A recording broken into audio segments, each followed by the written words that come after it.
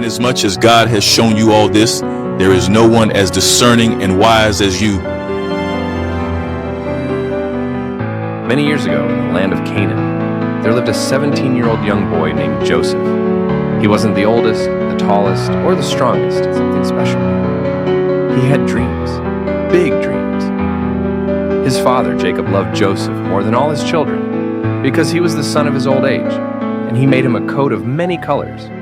But when his brothers saw that their father loved him more than all his brothers, they hated him and could not speak peaceably to him. Now, Joseph had a dream, and he told it to his brothers, and they hated him even more.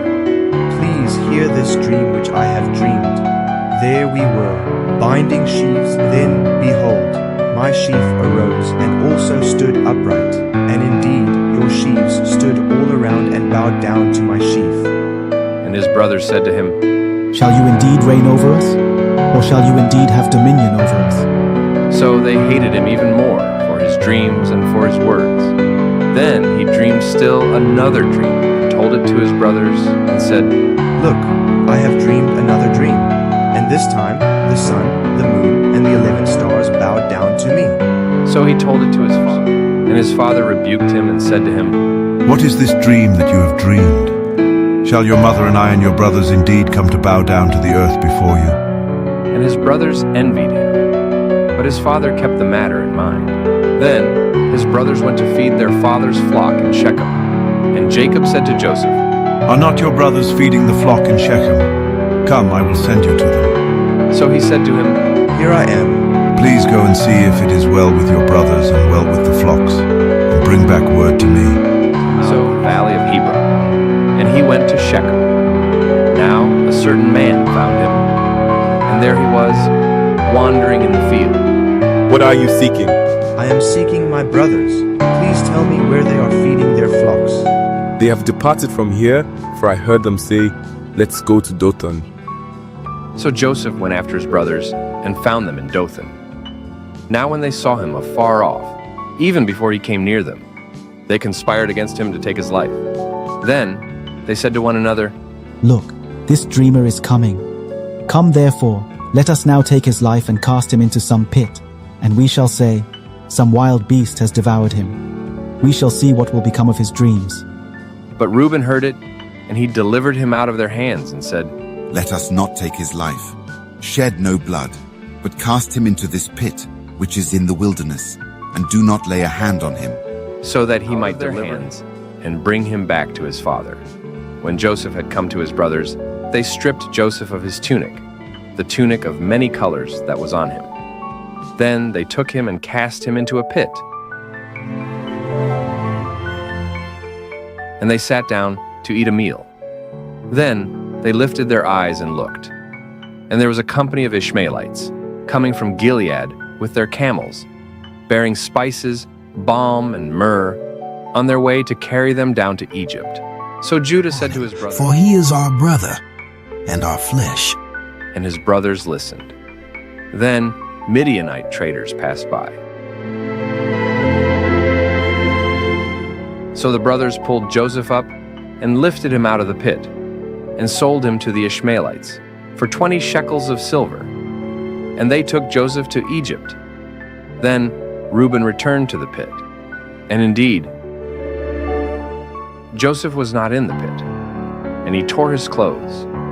And he returned to his brothers and said, The lad is no more, and I, where shall I go? So they took Joseph's tunic, slew a kid of the goats, and dipped the tunic in the blood. Then they sent the tunic of many colors, and they brought it to their father and said, We have found this. Do you know whether it is your son's tunic or not? And he recognized it and said, It is my son's tunic. A wild beast has devoured him. Without doubt, Joseph is torn to pieces. Then Jacob tore his clothes, put sackcloth on his waist, and mourned for his son many days. And all his sons and all his daughters arose to comfort him. But he refused to be comforted. And he said, For I shall go down into the grave to my son in mourning. Thus his father wept for him. Now the Midianites had sold him in Egypt to Potiphar, an officer of Pharaoh, captain of the guard. The Lord was with Joseph, and he was a successful man. And his master saw that the Lord was with him, and that the Lord made all he did to prosper in his hand. So Joseph found favor in his sight and served him. Then he made him overseer of his house, and all that he had he put under his authority. So it was, time that he had made him overseer of his house, and all that he had, that the Lord blessed the Egyptian's house for Joseph's sake. And the blessing of the Lord was on all that he had in the house and in the field. Thus he left all that he had in Joseph's hand, and he did not know what he had, except for the bread which he ate. Now Joseph was handsome in form and appearance. And it came to pass after these things that his master longing eyes on Joseph, and she said, "Come lie with me." But he refused, and said to his master's wife, Look, my master does not know what is with me in the house, and he has committed all that he has to my hand. There is no one greater in this house than I, nor has he kept back anything from me but you, because you are his wife. How then can I do this great wickedness and sin against God? So it was, as she spoke to Joseph day by day, that he did not heed her, to lie with her or to be with her. But it happened about this time, when Joseph went into the house to do his work, and none of the men of the house was inside, that she caught him by his garment, saying, "Come lie with me." But he left his garment in her hand and fled and ran outside. And so it was, when she saw that he had left his garment in her hand and fled outside, that she called to the men of her house and spoke to them, saying, "See, he has brought into us a Hebrew to mock us. He came in to lie with me, and I cried out with a loud voice. And it happened, when he heard that I lifted my voice and cried out, that he left his garment with me, and fled and went outside." So she kept his garment with her until his master came home. To him then with words like these, saying, "The Hebrew servant whom you brought to us came in to me to mock me. So it happened, as I lifted my voice and cried out, that he left his garment with me and fled outside." So his master got angry and took Joseph and put him into the prison, a place where the king's prisoners were confined. Oh, poor Joseph! But he didn't do anything wrong. He is innocent. But the Lord was with Joseph and showed him mercy, and he gave him favor in the sight of the keeper of the prison. And the keeper of the prison committed to Joseph's hand all the prisoners who were in the prison. Whatever they did there, it was his doing.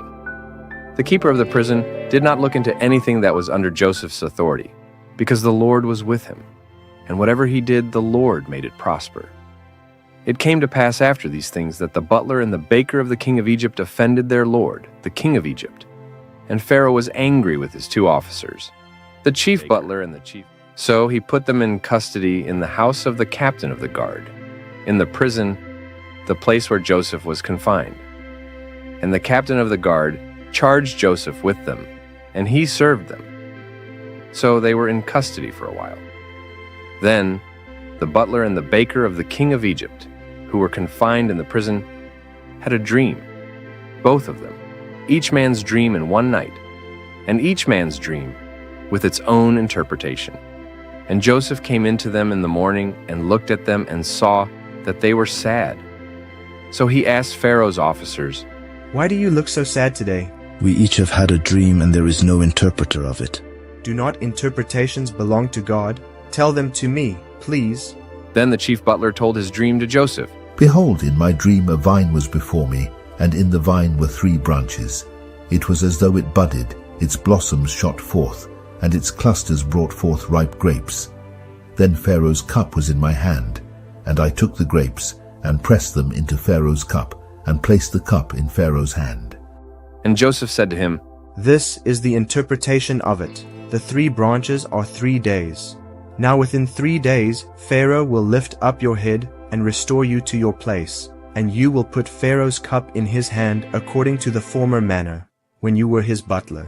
But remember me when it is well with you, and please show kindness to me.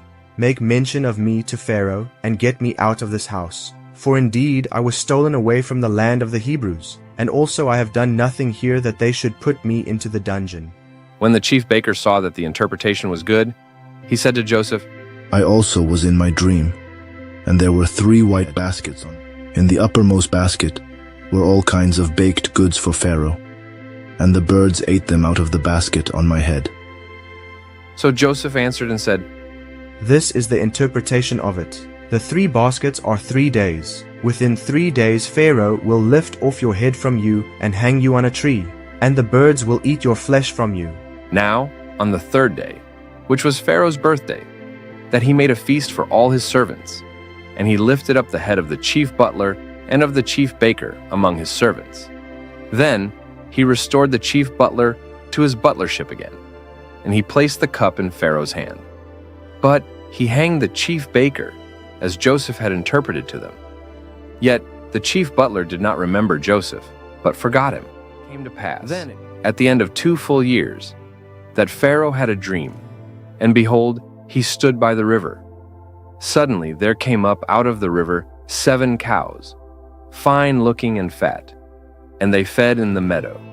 Then, behold, 7 other cows came up after them out of the river, ugly and gaunt, and stood by the other cows on the bank of the river.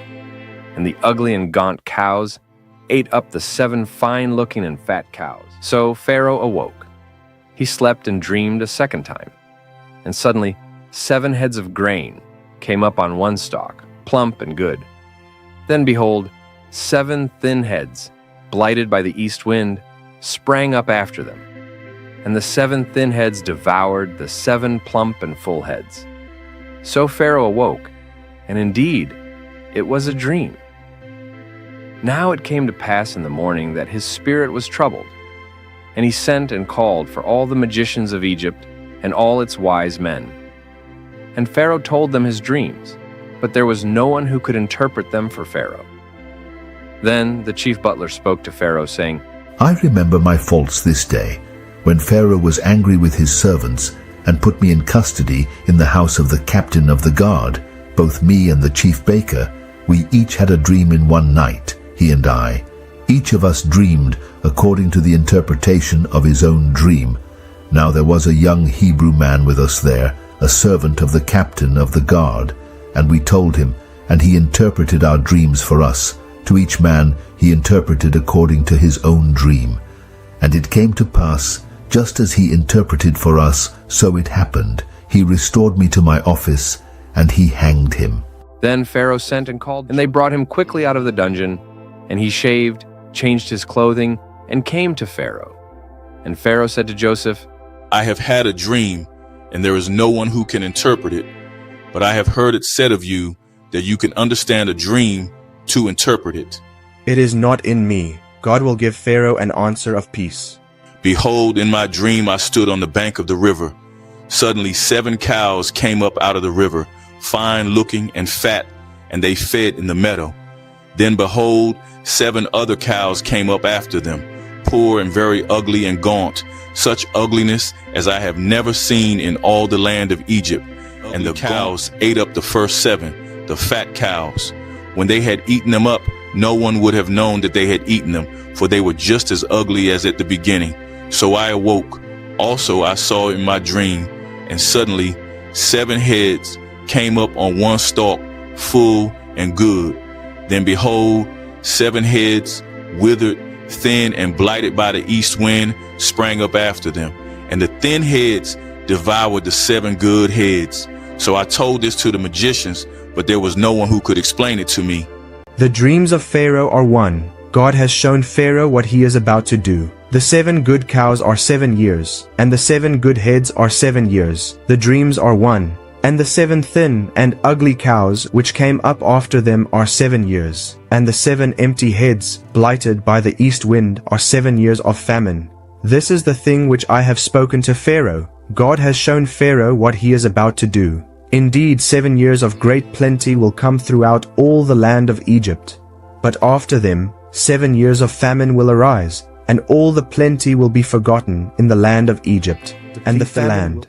So the plenty will not be known in the land because of the famine following, for it will be very severe. And the dream was repeated to Pharaoh twice, because the thing is established by God, and God will shortly bring it to pass. Now therefore, let Pharaoh select a discerning and wise man, and set him over the land of Egypt. Let Pharaoh do this, and let him appoint officers over the land, to collect 1/5 of the produce of the land of Egypt in the 7 plentiful years. And let them gather all the food of those good years that are coming, and store up grain under the authority of Pharaoh, and let them keep food in the cities. Then that food shall be as a reserve for the land for the 7 years of famine, which shall be in the land of Egypt, that the land may not perish during the famine. So the advice was good in the eyes of Pharaoh and in the eyes of all his servants. And Pharaoh said to his servants, Can we find such a one as this, a man in whom is the Spirit of God? Then Pharaoh said to Joseph, Inasmuch as God has shown you all this, there is no one as discerning and wise as you. You shall be over my house, and all my people shall be ruled according to your word. Only in regard to the throne will I be greater than you. See, I have set you over all the land of Egypt. Then Pharaoh took his signet ring off his hand and put it on Joseph's hand. And he clothed him in garments of fine linen and put a gold chain around his neck. And he had him ride in the second chariot which he had. And they cried out before him, Bow the knee. So he set him over all the land of Egypt.